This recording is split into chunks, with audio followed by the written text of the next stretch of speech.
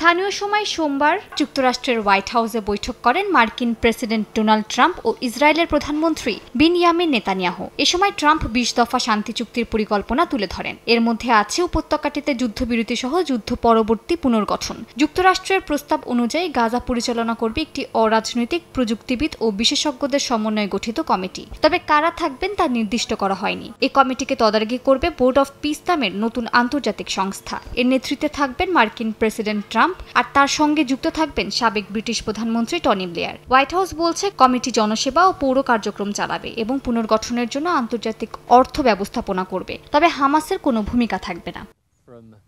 ব্লেয়ারের অংশগ্রহণ নিয়ে সমালোচনা উঠেছে। অনেকে বলছেন ২০০৩ সালে ইরাক যুদ্ধের দায় তার উপর বর্তায়। ফিলিস্তিনি নেতারা মনে করেন ব্লেয়ার মানেই যুদ্ধ ও ধ্বংসের স্মৃতি। ট্রাম্পের নেতৃত্বে বোর্ডে কাজ করার আগ্রহ প্রকাশ করেছেন ব্লেয়ার। অন্যদিকে যুক্তরাষ্ট্র বলছে এই প্রস্তাবের লক্ষ্য হল গাজায় অন্তর্বর্তী শাসন কাঠামো তৈরি করা, যতদিন না ফিলিস্তিনি কর্তৃপক্ষ সংস্কার কার্যক্রম শেষ করছে। যেই গাজায় ইসরায়েলি আগ্রাসনের জন্য একচেটিয়া সমর্থন দিয়ে আসছিলেন মার্কিন প্রেসিডেন্ট, সেই গাজায় যুদ্ধ বন্ধে অন্তর্বর্তী প্রধান হতে চাইছেন ট্রাম্প। তার এমন সিদ্ধান্তের পেছনে আসলে মূল বিষয় হিসেবে কি কাজ করছে তাই নিয়ে সন্দিহান অনেকেই। বিশেষজ্ঞদের মতে নোবেল পুরস্কারের মোহে এমন কাজ করছেন ট্রাম্প।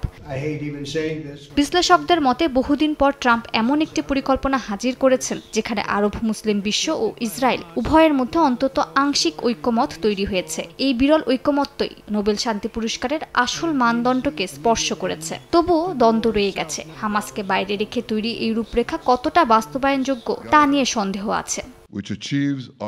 মালিহা সুহরওয়ার্দী, সময় সংবাদ।